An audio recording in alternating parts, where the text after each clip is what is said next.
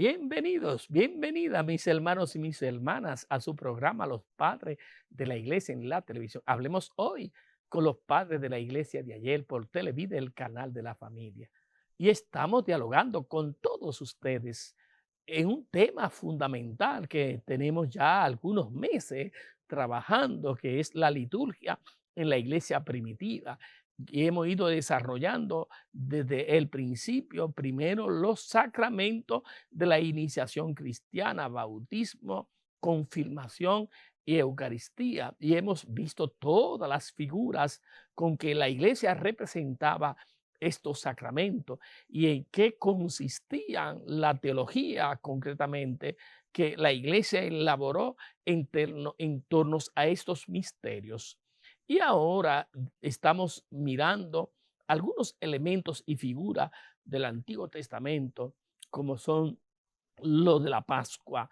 Y concretamente hoy vamos a continuar y concluiremos este tema que iniciamos la semana pasada, la Pascua, que es uno de los elementos fundamentales del misterio cristiano y cómo los padres de la iglesia representaban este misterio, cómo lo asimilaban en torno a el fenómeno cósmico de la naturaleza, de las estaciones y de la primavera, y concretamente consideraban que la Pascua del Señor se había realizado en la primavera.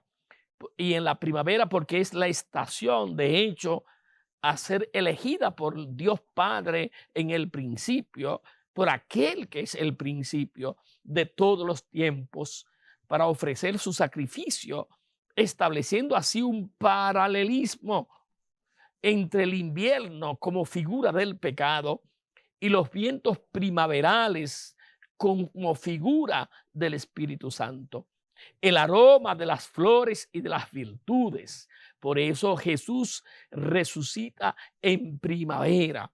En otro lugar, tras una nueva descripción de la primavera, continúan afirmando: pero es maravilloso que todo esto, que es con las hierbas y las plantas, reavive la naturaleza que domina sobre cuanto puebla la tierra. La estación primaveral nos trae en efecto la resurrección del Salvador, en virtud de la cual son todos reformados en la novedad de la vida, escapando a la corrupción extraña de la muerte.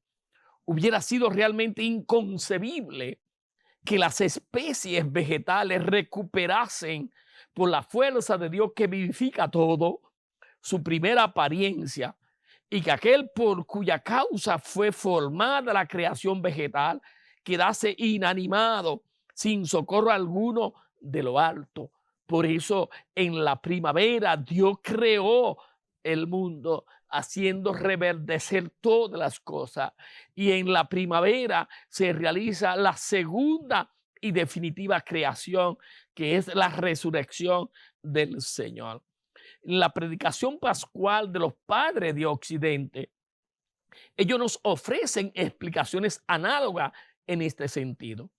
En el comienzo de la primavera, dice la homilía pascual de Gaudencio de Brescia, dice: el Señor Jesús determinó que la bendita fiesta de Pascua se celebrase en un tiempo adecuado, después de las nieblas del otoño y la tristeza del invierno, y antes del calor del verano.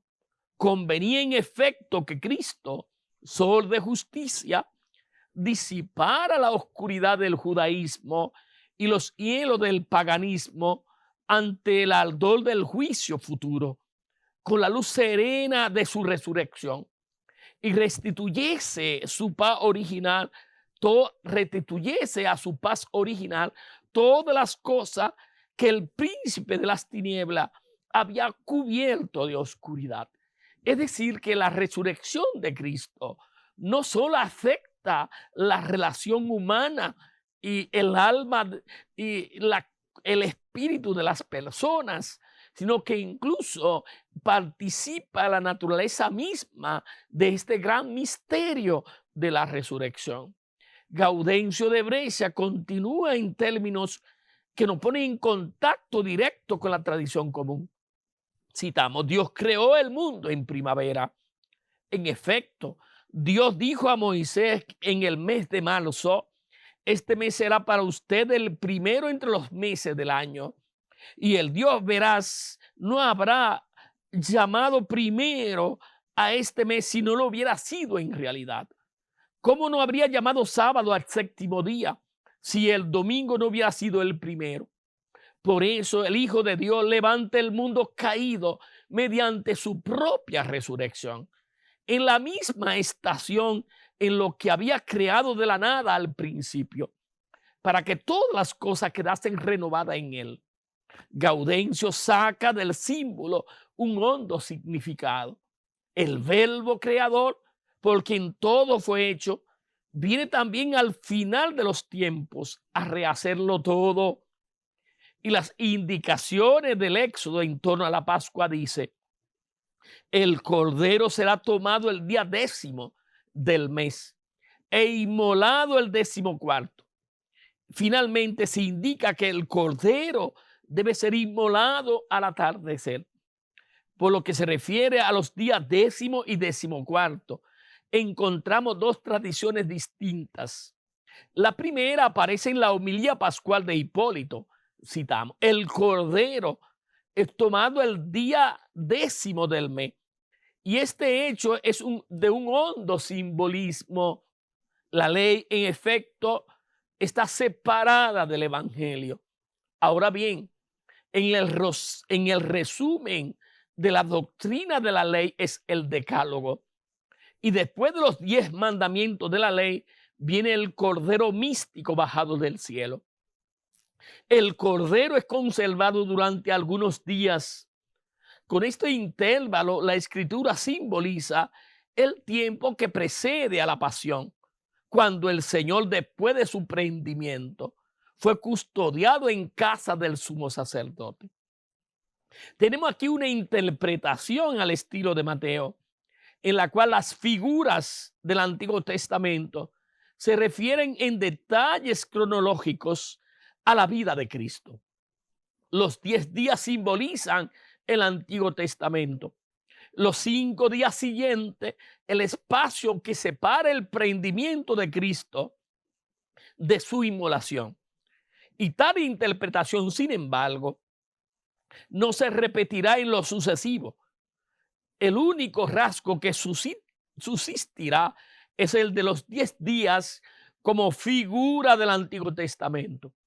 Y es curioso que aparezca en la tradición occidental, y concretamente en Gaudencio de Brescia, citamos: la elección del cordero el 10º día y su inmolación el 14º, significan que el pueblo judío crucificaría al Hijo de Dios, acogido en el decálogo de la ley, nacido 14 generaciones después de la cautividad de Babilonia. Pero al lado de este tipo de interpretación, encontramos otra que ve en la elección hecha el 10º día la preexistencia del Cordero en el pensamiento divino, y su inmolación el 14º, la realización de su sacrificio al final de los tiempos. El tema aparece en Cirilo de Alejandría. En su obra de adoraciones, es tomado el 10º día e inmolado el 14º al atardecer, para mostrar que el misterio de Cristo no es nuevo ni conocido por primera vez. Cuando los judíos se recrearon en hacer burla de él, el conocimiento del mismo es muy anterior a la pasión. Los santos los proclamaron de antemano. La ley lo anunció. Las Sagradas Escrituras nos prefiguró el misterio que en él se encierra. Por tanto, la anterioridad de la elección con respecto a la inmolación indica, por tanto, que el conocimiento precede a su realización. Cirilo, sin embargo, no insiste en el número de días, precisamente lo contrario de cuanto ocurre en los Glaissiris del mismo autor. Y aquí Cirilo relaciona nuestro texto con la parábola de los obreros de la última hora y continúa diciendo, es indiscutible, como ves, que nuestro mundo está dividido en 5 épocas. La 4 primera inaugurada por Adán, Noé, Abraham y Moisés. La última, la 10ª, la 5ª época, cuanto al día ya declina y el mundo presente se aproxima a su fin. Seguiremos hablando de este tema, hermanos y hermanas, en el próximo segmento. No se separen de su televisor.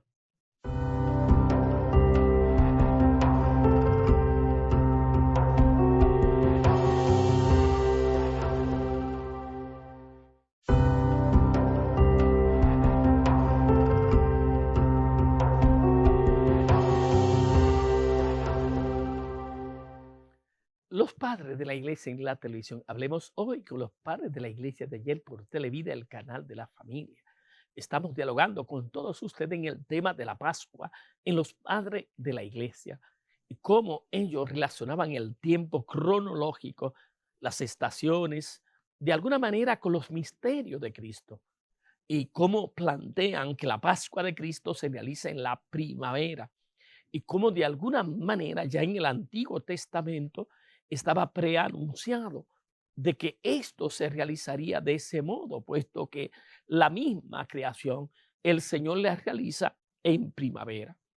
Es indiscutible cómo los padres de la iglesia, concretamente estamos hablando de Cirilo de Alejandría, ve cómo el mundo está dividido en épocas y atribuye las 4 primeras épocas a Adán, a Noé, Abraham y Moisés. Y hacia la hora 11ª, es decir, la 5ª época, cuando el día ya declinaba, el mundo presente se aproxima a su fin. Cristo contrató a las naciones que hasta este entonces no habían sido llamadas al conocimiento de la verdad. Y así el Cordero es tomado en el primero de los 5 días, que es la figura del comienzo del tiempo, y conservado hasta el último, es inmolado al atardecer. Con esto comprenderá Cirilo que el misterio de Cristo no es reciente ni imprevisto, sino que había existido en la presencia del Padre desde la creación del mundo. Cuando decimos en la presencia del Padre, estamos hablando que Dios tenía conocimiento previo de él, puesto que estaba en la mente divina, ya existía en la mente de Dios. Y a eso le llamamos presencia, aquellos conocimientos que Dios sabe y conoce antes de que esto suceda.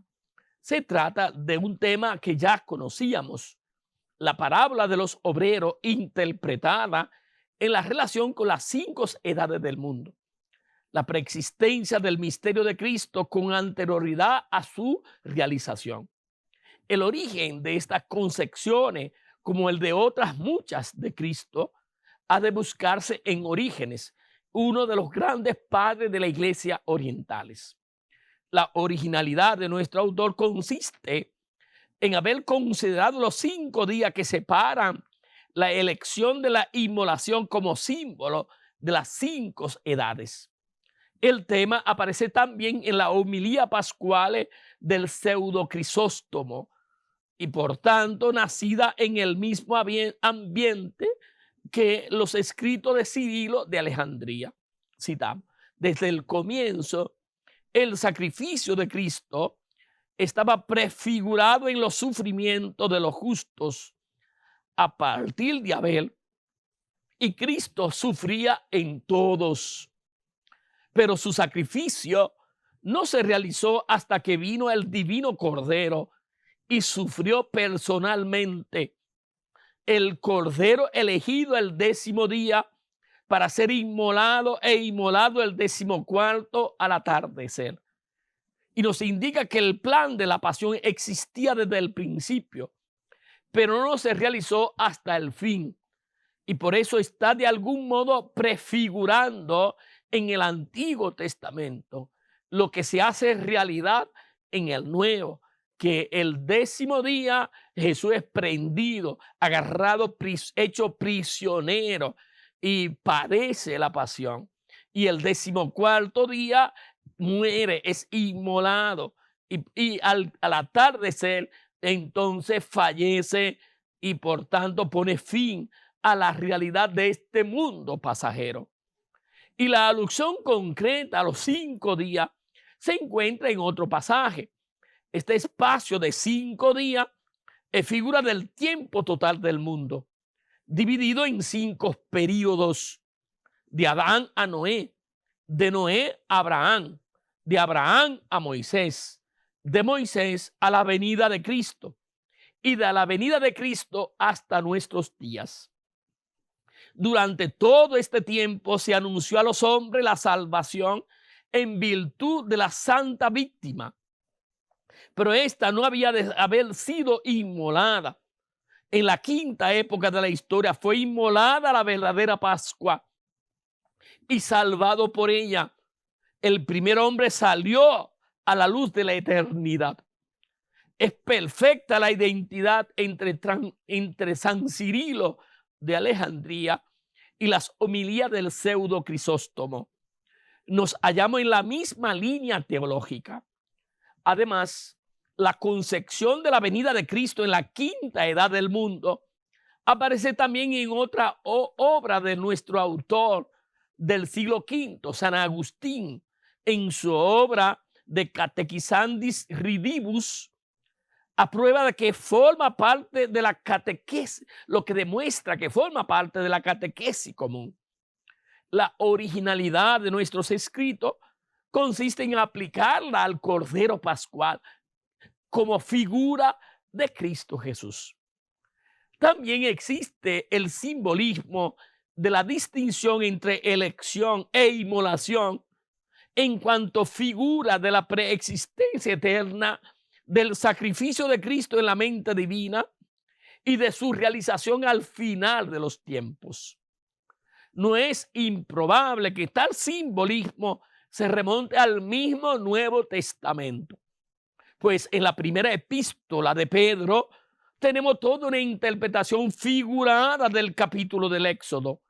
Citamos: el atuendo de caminante y la salida de Egipto son interpretados como figura de la conversión cristiana. A continuación leemos: han sido rescatados por una sangre preciosa, la del Cordero sin defecto, sin mancha, la sangre de Cristo, designado desde antes de la creación del mundo y manifestado en los últimos tiempos en provecho nuestro. Este texto está en la primera carta de Pedro, en el capítulo 1, del verso 13 al 20. Hemos dejado sin conceder una precisa indicación cronológica referente a la inmolación del Cordero. Esta tiene lugar al atardecer, al caer el sol. Y aquí encontramos de nuevo 2 líneas de interpretación, la de Mateo y la de la escuela alejandrina. En la primera, el dato como un anuncio de Cristo que sería inmolado en la tarde del Viernes Santo. Y tal es la interpretación de Hipólito: el Cordero es inmolado al atardecer. En efecto, la muerte del Santo Cordero tuvo lugar al ponerse el sol. Y tal es también la exégesis de Teodoreto de Ciro. Citamos: el Cordero es inmolado al atardecer. En efecto, Cristo fue entregado a los judíos al atardecer. El 14 de Nisan, día que se celebra la Pascua, presenta las características de coincidir con el equinoccio de primavera, con el plenilunio, y por eso al suceder la luz lunar a la luz solar, resulta que ese día y esa noche carecen de tinieblas. Y también ese rasgo ha sido objeto de una interpretación simbólica. En este punto ocurriría con la primavera. Los cristianos fueron precedidos por los judíos.